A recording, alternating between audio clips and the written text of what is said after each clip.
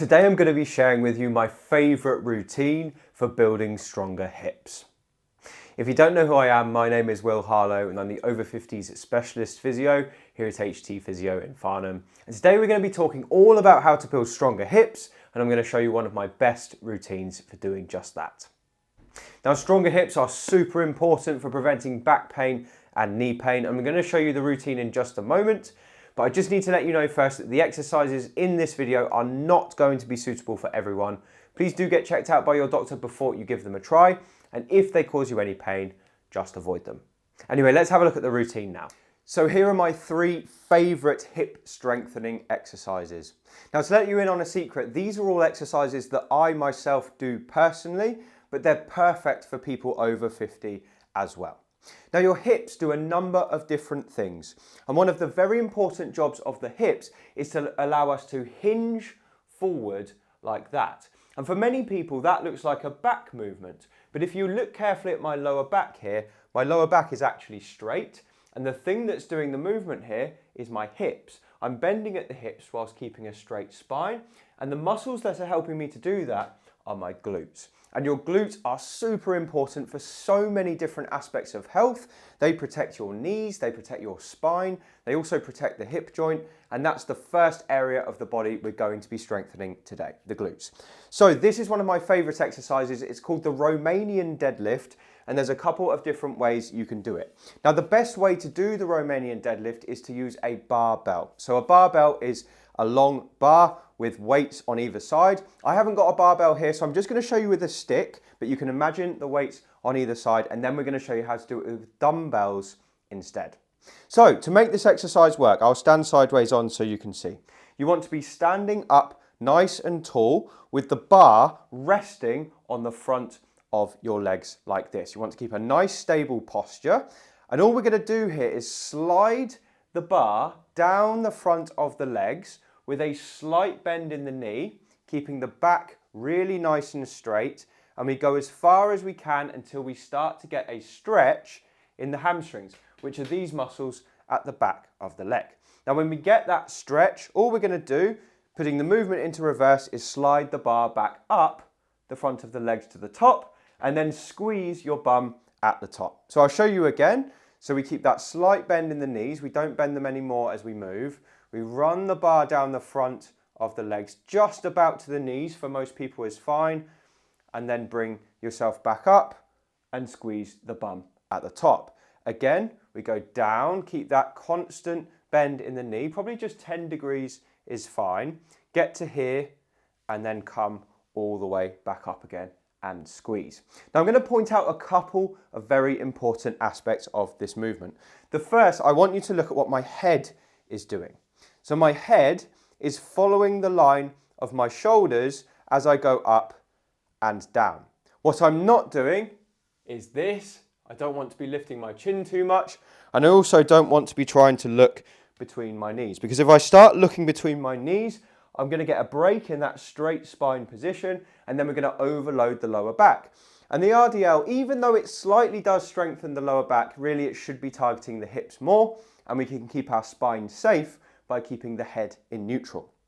The other thing I want you to pay attention to is the fact that the bar doesn't really leave my legs. It's sliding down my legs all the way and then coming back up. We don't want to be out here, because again, that's going to be putting a lot more stress on the spine than we need to. So we can allow the bar to stay in contact with the legs throughout. And the final thing I want to show you is if you look at my spine, it stays straight throughout the whole movement. I don't go down like this, because that's a completely different exercise and one I probably wouldn't recommend with weight. We just go to here because I can't possibly get any lower without bending the spine. So we definitely stop here, and it should be the stretch in the hamstrings that stops us. So this is actually a great hamstring strength exercise, and your hamstrings, to let you in on a secret, are a muscle of the hip as well. They help with hip extension.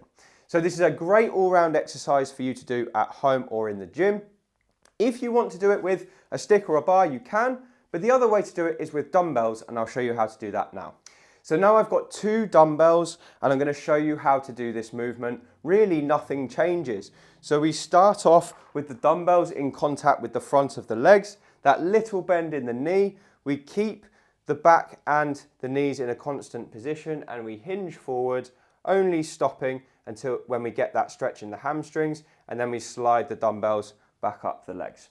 So this is just as effective as doing it with a bar. You can see it's pretty much the same. We've got a little bit more freedom of movement because we've got a weight in each hand rather than holding the same bar, but the movement itself is no different at all. And I can still feel it in exactly the same areas of the body. Now, an interesting cue to help you do this better is to imagine that you're trying to touch your bottom on the wall behind you. That really helps to give you that hip hinging movement. So we're trying to push our bottom out to touch the wall behind us as far as we can. That's as far as I can get. And then I'm going to come back up again. So the Romanian deadlift is a great exercise for a wide variety of people to do. I would recommend working in sets of between 6 and 10 repetitions in a row, and try and do 3 or 4 sets if you really want to build some strength in your hips. That's what I do personally, and that should give you much stronger hips as a result. So the next exercise I'm going to show you today is called the box squat.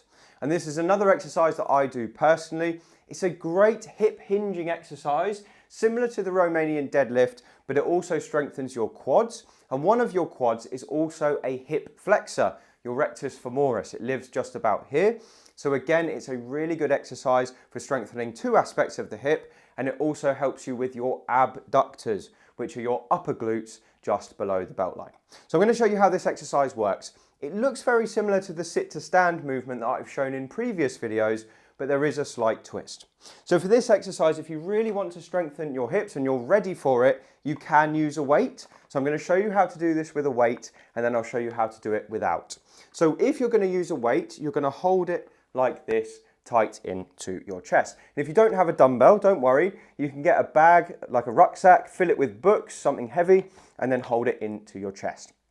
Now you want to stand with the backs of your legs just rubbing against a chair. And a dining room chair works well for this because you want one that's sturdy, so definitely not the sofa. So if you've got your legs in contact with the chair, you're going to take a slight step forward, probably an inch or 2. You're going to take your feet to about shoulder width apart, and then we're going to start to bend the hips backwards and the knees at the same time.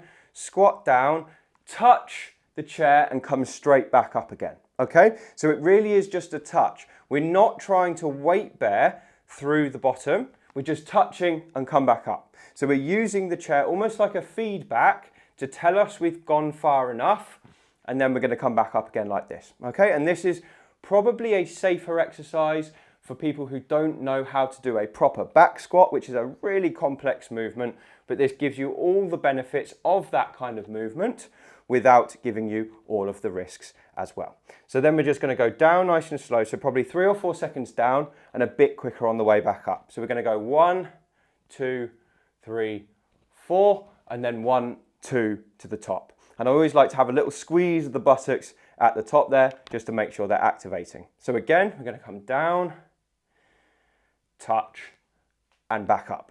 And if you can do 10 of those with ease, you need to find something a little bit heavier. But if you can't do it with a weight, I'll show you how to do this without a resistance.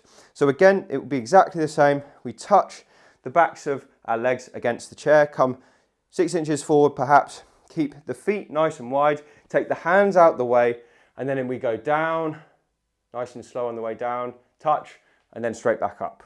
And then again down,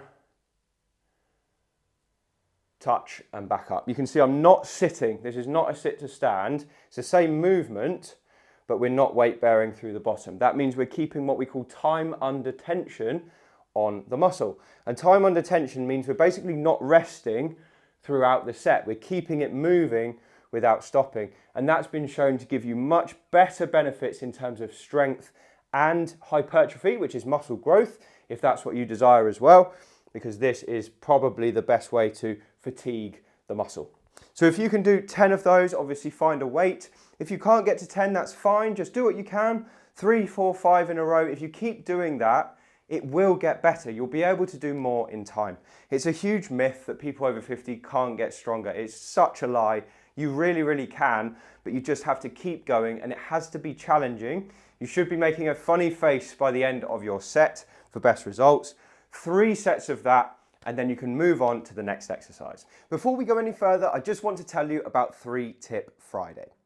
3-Tip Friday is my weekly email that I send out to my list, and it features 3 of the most interesting things I've found that week. It could be a health tip, it could be a piece of research I'm reading, or it could be a new tool that I've found to be really useful for helping people get more mobile.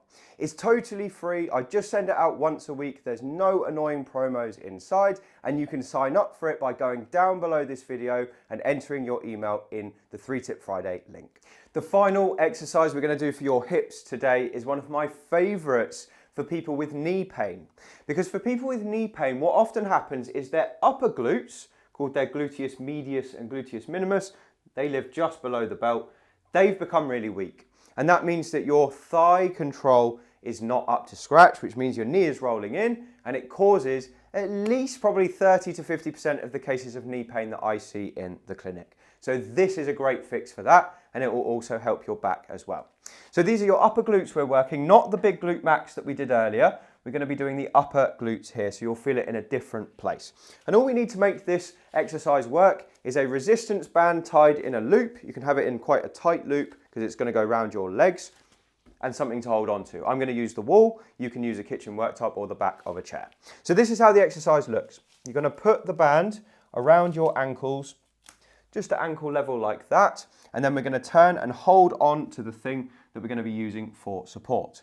We're going to be working one leg at a time. I'm going to be working my left leg first. So I'm going to put all of my weight on my right leg, the opposite leg, stand up really tall like this, and then we're just going to take the leg out to the side and slightly behind us and then back in.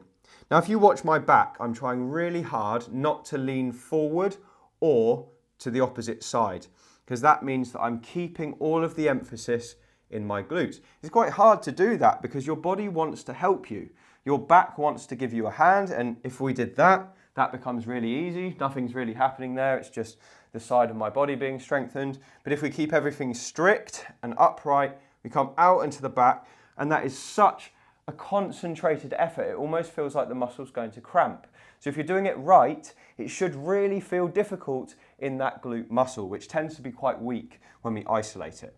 So we're out and in, out and in. Note that little hold at the end, just 1, 2, again, 1, 2, nice and slow on the way back in, keeping that lovely upright posture throughout. Now try and get to 15 repetitions.